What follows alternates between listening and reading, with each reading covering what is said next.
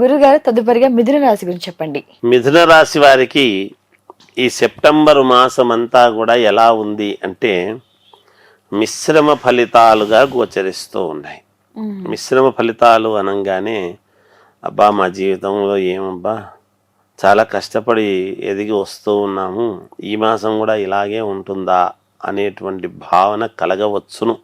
కానీ ఈ మిశ్రమ ఫలితాలు అనేవి కొన్ని మంచివి, కొన్ని చిన్న ఇబ్బందులు కలగడం సహజం. 10 పనులు కావాల్సి ఉంటే ఒక 6-7 జరగటము, 3 పనులు వాయిదా పడటం ఇలాంటివి ఉండవచ్చును. పెద్దగా ఇబ్బంది పడాల్సినంతటి ఇదైతే ఏమీ లేదు అని ముందుగా తెలియజేస్తున్నాను గాక. అలాగే వృత్తి వ్యాపారము అంటే ఉద్యోగం చేసేటువంటి వాళ్లకు, వ్యాపారం చేసుకునేటువంటి వాళ్లకు అనుకూలముగా ఉంది. ధనాదాయము అనేటువంటిది యథావిధిగా రావాల్సినటువంటి ధనం వీళ్లకు రెగ్యులర్గా రావాల్సింది వస్తూనే ఉంటుంది, చేతికి అందుతుంది, ఇబ్బంది ఏమీ లేదు. అలాగే సౌఖ్యము కలుగుతుంది, కుటుంబ సౌఖ్యం, కుటుంబంలో సంతోషముగా సుఖ సంతోషాలుగా ఉండటం జరుగుతుంది. అలాగే ప్రయత్న కార్యములు ఉంటాయి. ఏది ప్రయత్నము చేసినా కొంతవరకు జయము కలుగుతుంది గాక. నేను చెప్పాను, ఎందుకంటే మనం చేసుకునేటువంటి పనులు 10 పనులు ఉంటే మనకు ఇవాళ 2 పనులు పూర్తి కావాలి, ఆల్మోస్ట్ ఆల్ 2 అవుతాయి. రేపు మళ్ళీ ప్రయత్నం చేసినప్పుడు ఇంకో 2 పనులు ఉంటే 1 అవుతుంది, 1 కాకపోవచ్చు. దాన్నే మిశ్రమ ఫలితాలని మనం అంటాం. అలా ప్రయత్నం చేసేటువంటి కార్యక్రమాలు జయం కలుగుతాయి. ధాన్య వృద్ధి అంటే రైతులు ఉంటారు, ధనము రావాల్సినటువంటిది, ధాన్యం రావాల్సినటువంటివి ఉంటాయి, గింజలు అవి వస్తాయి మామూలుగా. అలాగే ధనము రావాల్సినటువంటిది కూడా వస్తుంది కాక. అలాగే కొంతమంది ఉద్యోగస్తులకు, అందరికీ అని అనడానికి లేదు, మిశ్రమ ఫలితాలు కదా, వాళ్ళ లగ్నము, ఎవరు ఏ లగ్నంలో పుట్టారు ఏమిటి అనేటువంటిది చూసుకుంటే వాళ్ళకు తెలుస్తుంది.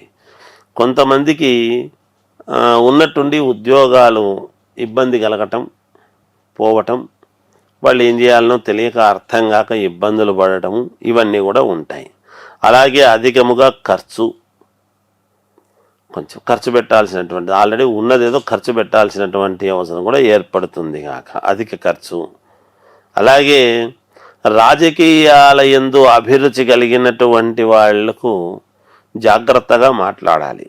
రాజకీయాలలో ఉండేటువంటి వాళ్ళైనా, రాజకీయాల మీద మాట్లాడేటువంటి వాళ్ళైనా ఈ రాశి వాళ్ళు మాట్లాడుతున్నప్పుడు ఏదైనా ఆచితూచి మాట్లాడితే వీళ్ళకు చాలా వరకు మేలు జరుగుతుంది కాక.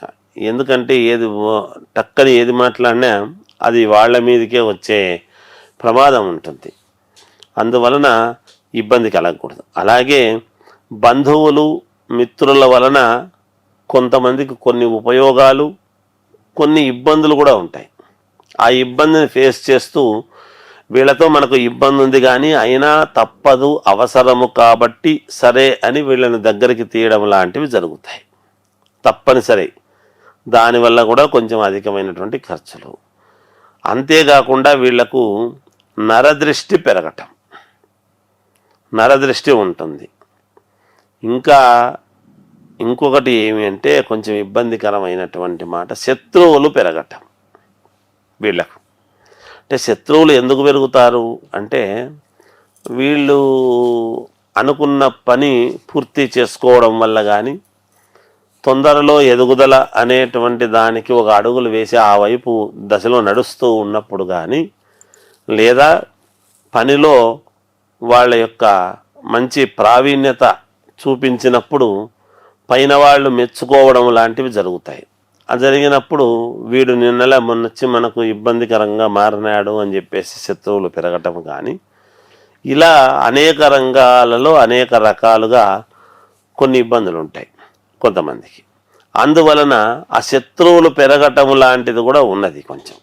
వీళ్ళు ఏది ఏమైనా ఏ లగ్నంలో పుట్టారు ఏమిటి అనేటువంటిది ఒక్కసారి వాళ్లకు కావాల్సినటువంటి వాళ్ళ దగ్గర చూపించుకొని దానికి కావలసినటువంటి పరిహారాలు చేసుకుంటే యోగవంతముగా ఉంటుంది వీళ్లకు అని నేను స్పష్టముగా చెప్పగలను. థ్యాంక్ యూ గురుగారు. మంచిది. ఇప్పుడు ఆపరేషన్ లేకుండానే మోకాళ్లకు ప్లాస్మా ట్రీట్మెంట్, మీ ఆర్థోపెటిక్ సమస్యలన్నిటికీ రోబోటిక్ టెక్నాలజీ ద్వారా తక్కువ ఖర్చుతో శాశ్వత పరిష్కారం, ఫ్రీ కన్సల్టేషన్, ప్రతి ట్రీట్మెంట్ పై 20% డిస్కౌంట్. ఈ ఆఫర్ కొద్ది రోజులు మాత్రమే, త్వరపడండి. V9 hospitals 9281465842.